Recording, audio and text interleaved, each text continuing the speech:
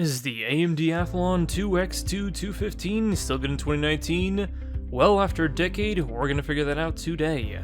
Now, ladies and gentlemen, I made a video on this a while ago, but we will be testing it once more.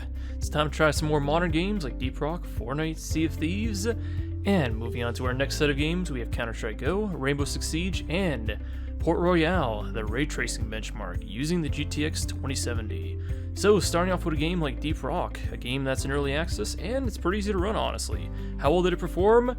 Well, I mean, hey guys, listen. Sometimes games have really low FPS and they have a lot of stutters, but they're playable.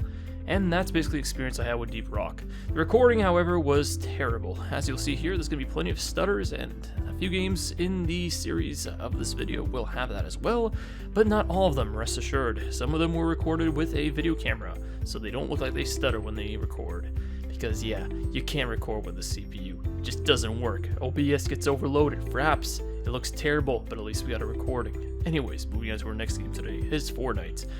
We're including that because everyone always asked the good old question, can this run Fortnite? And I can answer less comments this way and get less comments, which is maybe a good thing, maybe a bad thing. But anyways, how well does it run? Well, it ran pretty okay. The one thing I will tell you is that it was a stuttery little mess, as you can see by the 1% and 0.1%. They are abysmal. They are terrible.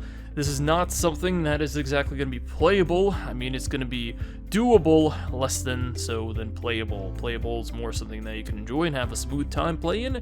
This is more of a, hey buddies, I also have a PC and I can play with you guys, believe it or not. So yeah, not the best experience, but hey, if you gotta do what you gotta do, hey, you do it.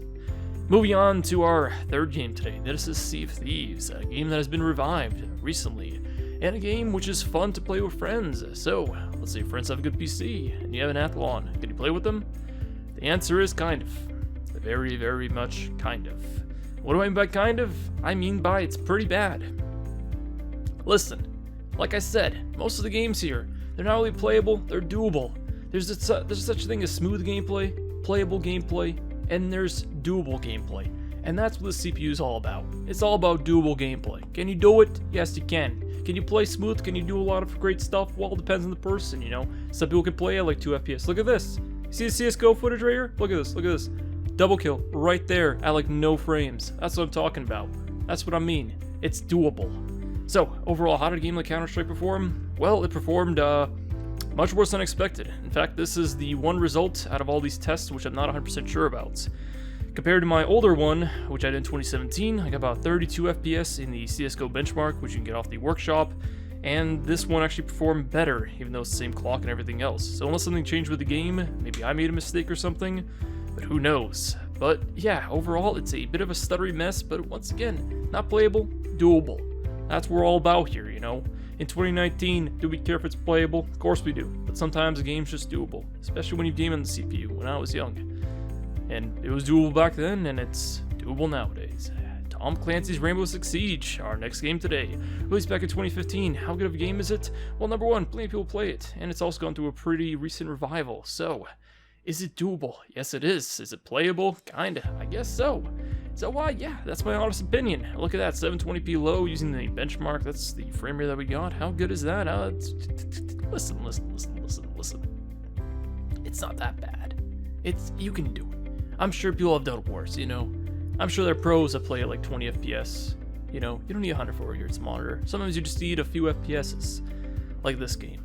Alright, moving on to our next thing today. We got an RTX 2070. That is my main GPU I'm currently using, and since 3D Mark was on sale recently, guess who got it? Me. Yeah. So I decided to ray trace on Athlon 2. And thankfully, the nice thing about the benchmark is that, how can I say exactly? Not very CPU intense, which is great.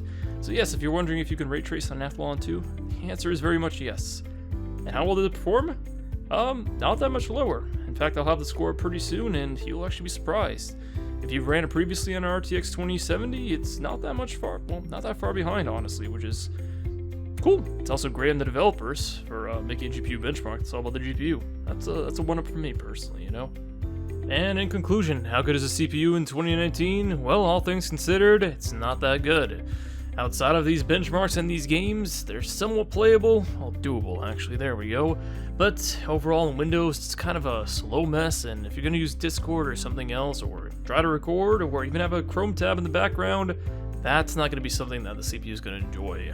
But anyways, as you can see off the score right here, it's not that far behind, even a GPU benchmark like this. But this is just a benchmark. In the real world, it's not that fun, guys. And is it good in 2019? Not really. It's not good, but it's doable. Anyways, if you like the video, thank you guys. Hope you guys subscribe. If you don't, that's okay.